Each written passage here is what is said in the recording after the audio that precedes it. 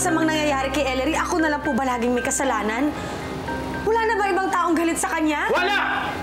Ikaw lang! Walang galit kay Ellery dahil mabuti siyang tao! Hindi katulad mo umod ng sama! Maipagdasal niyo na lang po ako.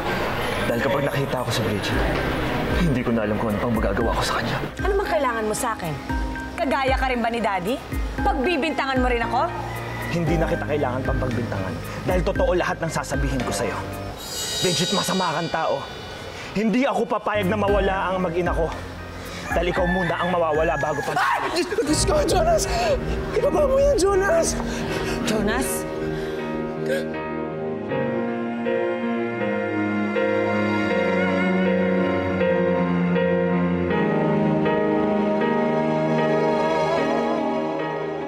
What you're experiencing right now is hypnagogic hallucination. Ito yung nangyayari kung ikaw'y patulog o pagising. It's fairly normal. So, nothing to worry about. Okay, Doc. Nag-worry lang kasi kami na baka makasama ito sa kanya. No, pero pag medyo annoying, sasabihin niyo sa akin agad, ha? Thank you. Sige, mauna mo. I'll get your stuff first, okay? Sonia, iwan ko muna siya sa'yo. Sige po, tita. Bye.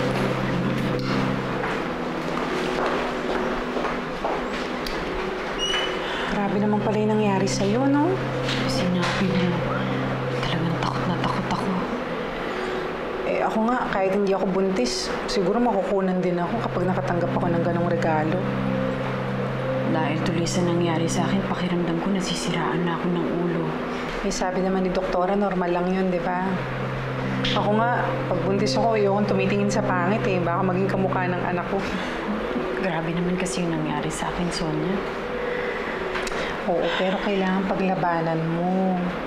Kasi kung hindi, makakasama to sa'yo tsaka sa baby mo. Laban talaga ako, Sonia. Alam kong gusto ni Bridget mawala sa akin ang anak ko. Pero sorry siya. Kahit anong gawin niya, hindi mangyayari ang gusto niya. Jonas, please. Ibaba mo yan. Hindi, Bridget. Ito lang ang tanging paraan para tantanan mo kami ni Ellery. Kapag wala ka na, wala na rin manggugulo sa pamilya ko.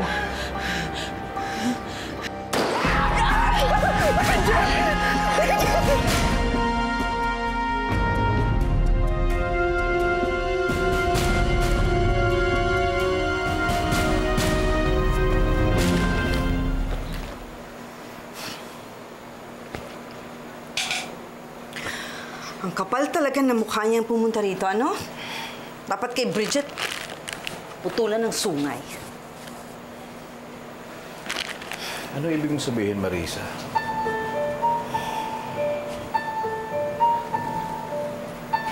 Hindi ko naman siya sasaktan physically. Pero mararamdaman niya ang sakit sa buong kalamnan niya. Marisa, ayokong mananakit ka. Ano ba talagang gagawin mo, ha? Nagawa ko na. Pina-freeze ko ang savings account na binigay mo sa kanya. Putol na ang allowance niya. Tingnan ko lang kung makakakilos pa siya.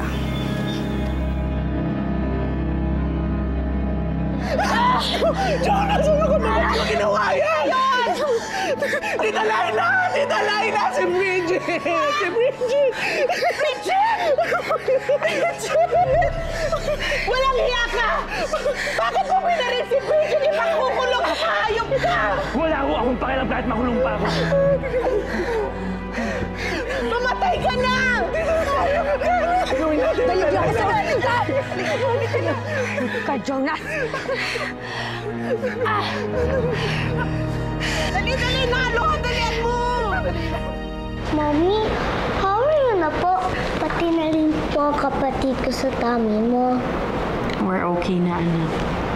I will talk to my kapatid, Mommy. Okay, sige. Hello! May pasalubong ako sa iyong toy. Paglabas mo dyan sa tummy ni Mommy, maglalaro tayo nito, ha? Lalabas Miss ko na siya. Ang cute! Ito, oh.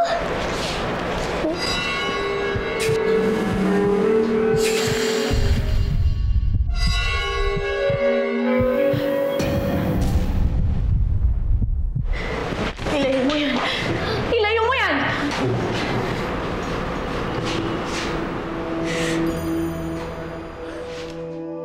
Dok, malalim po ba ang sugat? Makukonfine po ba siya? No, outpatient lang po siya. Daplis lang po ang tama niya. Okay na po siya. Salamat, Doc. Sige po, magra-rounds pa ako.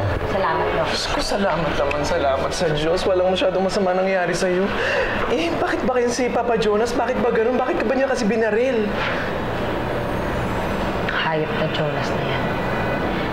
Hindi man lang siya nagdalawang isip na barilin ako. Hindi niya naisip ang mga pinagsamahan namin. Wala na talaga akong kwenta sa kanya. Teka. Dali lang ha. Ano pa talaga ang binibintang niya sa'yo, Aber? Wala akong alam sa binibintang nila. Kahit si Daddy ganun din eh. Hindi ko alam. Naku, bakla ka ha? Baka pati kami ni Tita Laila pinapasakay mo lang para magkaroon ka ng kakampi. Tandaan mo, Bridget, ayoko na yung mga dati mong ginagawa kaya hindi na kita kukonsintihin, ano? Aloha, I'm telling you the truth. Paano ko gagawin yon? Lagi ko kayong kasama. Diba? Naniniwala ako sa'yo, Bridget. Wala ka talagang kasalanan. At dahil doon talagang hindi tayo papaagrabyado sa kanila. Ididimanda natin yan si Jonas. Talagang dapat makulong yan. Yun talaga ang gagawin ko, tita. Dahil pinakita niya sa akin kanina na wala na akong kwenta sa kanya.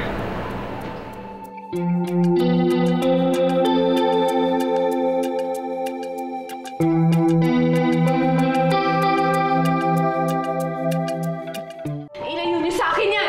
Ilayo niyo yan! Ellery! Mommy, this is just a dog. Hindi! Ano?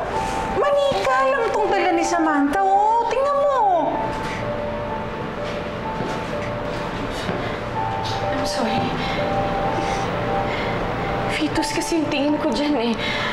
I'm sorry. Anak. I'm sorry. Nagkamali lang ng tingin si Mami, ha? Sorry, anak. Tingin.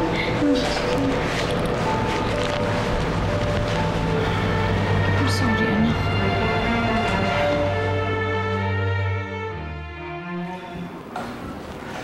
Jonas, binaril mo si Bridget.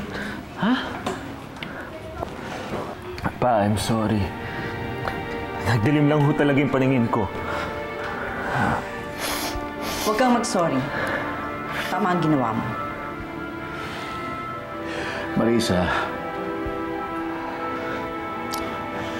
Marisa, hindi na tama ito. Nagpapataya na tayo.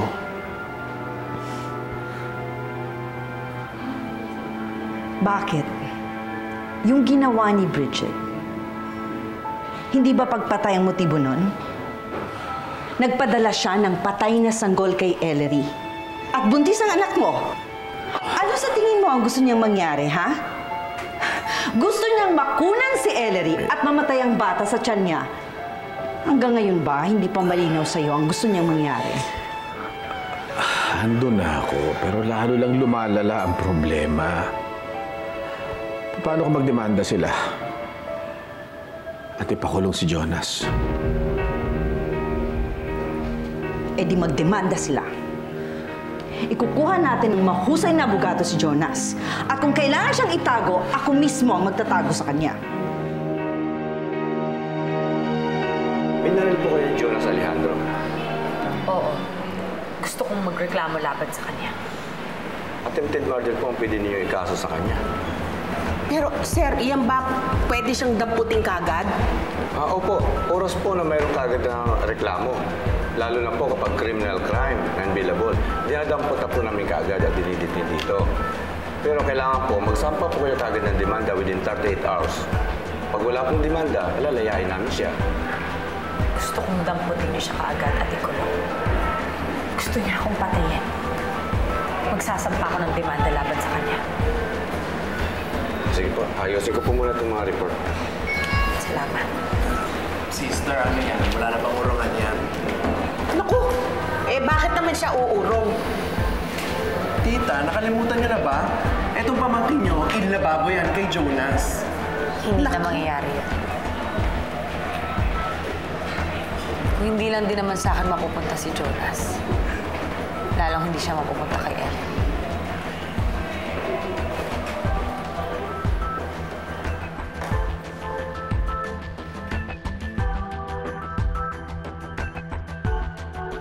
Jonas, lumakad ka na. Hindi ka na dapat magtagal dito eh. Sigurado ako nagsampa na ng reklamo si Bridget laban sa'yo. Kami na ng daddy mo ang bahala rito. Kaya ko naman hong harapin lahat ng reklamo nila sa akin eh. Jonas, mahirap makulong. Ayoko nang dagdagan pa ang problema mo. Kami na ng daddy mo ang bahala, ha? Umalis ka na. Sige na. Sige, Jonas.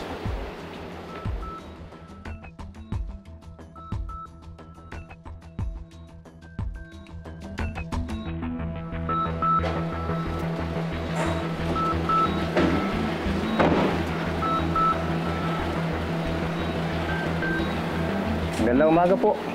Magandang araw naman. Andiyan po ba si Jonas Alejandro? Ako po yun. Kailangan niyo pong sumama sa amin. May sinampang reklamo si Bridget Quintana laban sa kanya. Ito po, may dala po kaming warrant of arrest.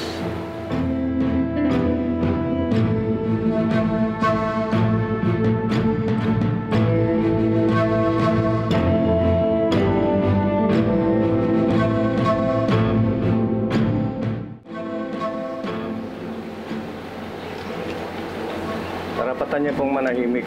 Dahil ano man ang sasabihin ninyo, pwedeng gamitin laban sa inyo. May karapatan din po kayong kumuha ng sariling abogado. Huwag kang mag-alala, ha? Kami ng daddy mo ang bahala sa kanila. Kasama siya. Kung bahala din.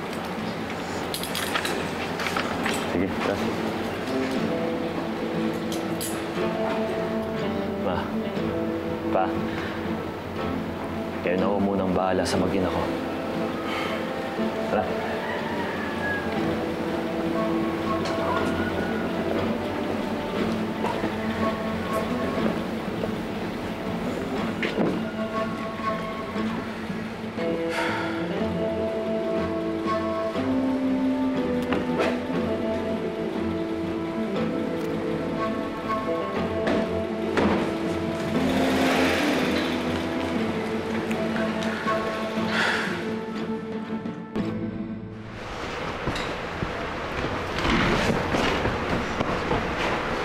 Sonia?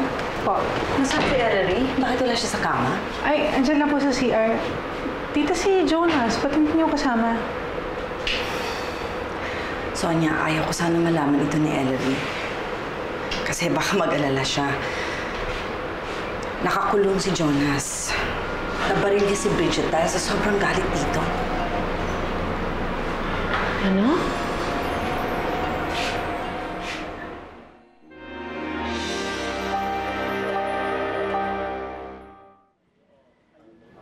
Ma'am, may naghahanap po sa inyo. Sino daw? Pasok ho kayo. Sige, Wendy. Ako lang bahala. Anong ginagawa mo dito? Paano mo nalaman kung saan ako nakatira? Walang imposible sa akin. Basta ginusto ko. Ano ba kailangan mo? Hindi ko nakuha sa bangko ang perang ibinayad mo sa akin. Kung ano nung ID ang hinahanap sa akin. Akala ko ba walang imposible sa'yo? ID lang hindi mo pa mabigay. Mahigpit ang bangko. At malaking halaga daw ang perang ilalabas ko. Kaya sa susunod, hindi na ako tatanggap ng tseke. At lahat ng transaksyon natin, kasi-kasi na lang. Sa susunod, huwag kang basta-basta pumupunta dito, Mando. Dahil baka sa susunod sa iba ko na ipagawa tong mga to, ha? Dali, kunin ko lang ka. Sige na, huwag na maghintay sa labas. Nabaril ni Jonas si Bridget.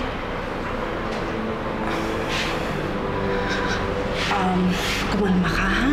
Ellery, baka mapaano ka na naman eh. Ma, kailangan natin tulungan si Jonas. Ayoko makulong siya. Huwag ka mag-alala. We'll get a very good lawyer for him, okay? Alam ko kung sino makakatulong sa kanya. Sino?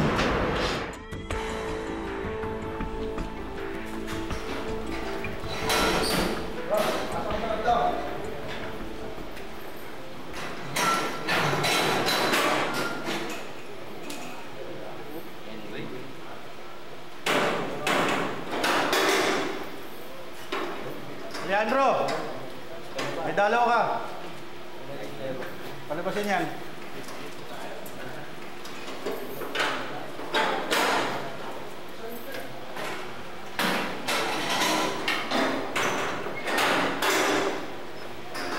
Jonas, kamusta ka dyan sa loob?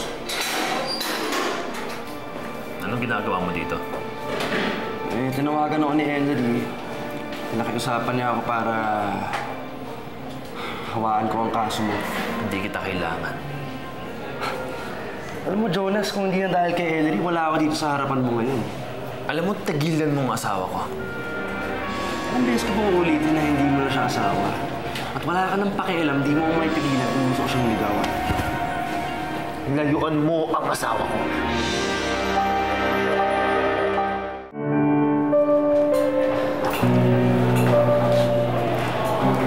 Ma'am, mag-withdraw daw po kayo ng 100,000.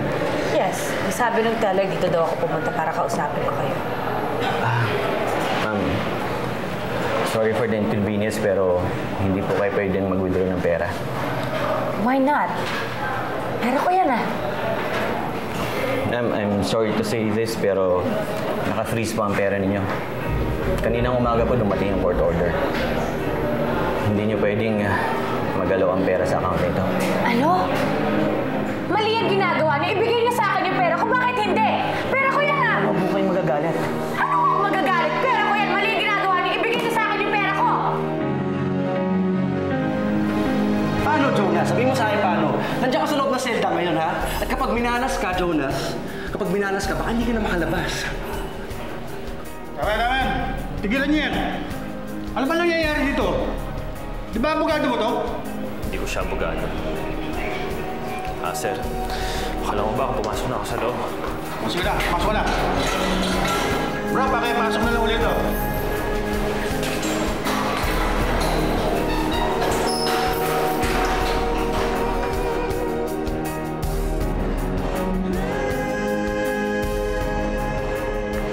Ayan.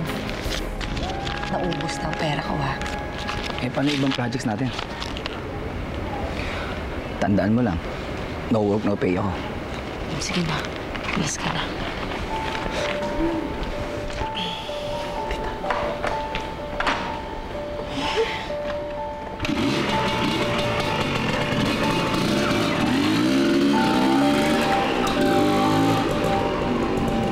Sino yon? Kausap mo?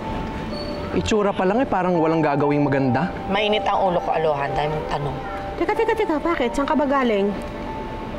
Galing ako sa bangko. Pina-freeze ni Daddy yung savings account na binigay niya sa akin. So ngayon, nahihirapan akong kumuha ng pera. Kani-kanino pa ako humihiram. Uy, paano yan? Saan tayo kukuha ng pambayad ng abogado mo? Kailangan magsampa tayo ng kaso kay Jonas dahil kung hindi, papalabasin siya sa kulungan. Bihira naman yung mga yan, pati ba naman pera ay pagkakait sa'yo? Eh, samantalang karapatan mo yun dahil anak ka naman ni Delphine? Tama. Ang bihira, hindi ko mo galit sila ha? Pwede nila tanggalin yung karapatan sa'yo. Ginigipit nila ako. Para hindi ako makakilos. Alam mo, Tita Laila, sigurado ko yung si Tita Maris ang nagputos yan kay Daddy eh. Sinusubukan talaga ako ng babae niya. Pwes, maghanda siya. Okay. Baka kung ano na naman yung iniisip mo, ha? Naku, tita, ha? Pagsabihan mo yung pamangkin mo, naku, krung-krung na naman. Hayaan mo nga siya. Kasalanan niya ni Marisa tsaka ni Delphine. Masyado nilang ginigipit si Bridget. Naguguluhan na ako sa'yo, ha? Akala ko ba gusto mo magkabati na sila? Nag-iba isip ko. They're not worth it. Kamusta na si Jonas? Well, kausap naman kami. Okay naman siya, huwag mo na siya intindihin. Tsaka naikuha ko na siya ng lawyer. Magaling na criminal lawyer to si Attorney Bill Gonzales. Kaya for sure, makakalabas na si John sa kulungan. Attempted murder yung sinampa sa kanya. Di ba non-bailable yun? Ellery, hindi pa naman nagdedemanda eh. Kapag si Bridget hindi nakapagdemanda, sabi ni Attorney Bill Gonzales, palalabasin daw ng kulungan si Jonas. Pero sana, huwag nang magsampa si Bridget. Sige, salamat Lester. Ellery, wala yan. Alam mo yung pabor na hinihingi mo sa akin, kulang pa yan. Sa mga nagawa ko sa iyong kasalanan, kulang pa. Kalimutan na natin ang lahat ng yun.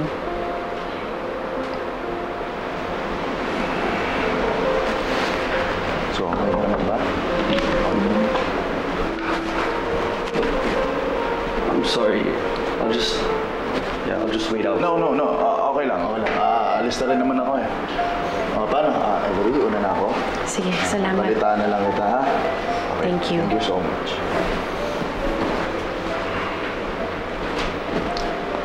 Ellery, how are things? I'm okay. Everything's okay. Salamat sa pagpunta mo kay Jonas. Yun nga eh.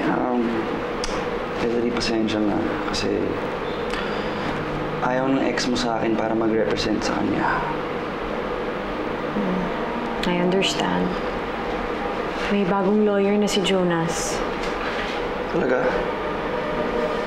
Sino to? Baka kilala ko. Attorney Bill Gonzales. Gusto na, pare?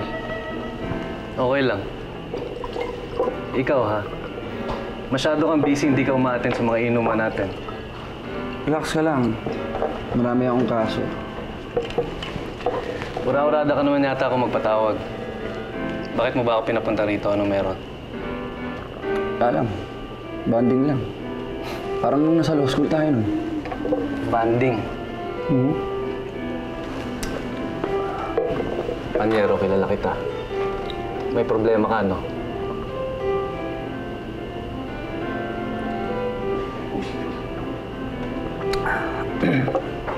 Pare, kliyente mo ba si Jonas Alejandro? Oo. Siya ang bago kong hawak na kaso. Attempted murder. Patalo mo nga yung gagong niya. Violente talaga yan. Teka. Kilala mo siya? Oo. Karibal ko siya. Listen. I may sound unethical. Pero may hingin ako sa iyo isang favor. Kung hindi mo ipapatalo siya sa kaso niya, bitawan mo siya. Bitawan mo na lang siya.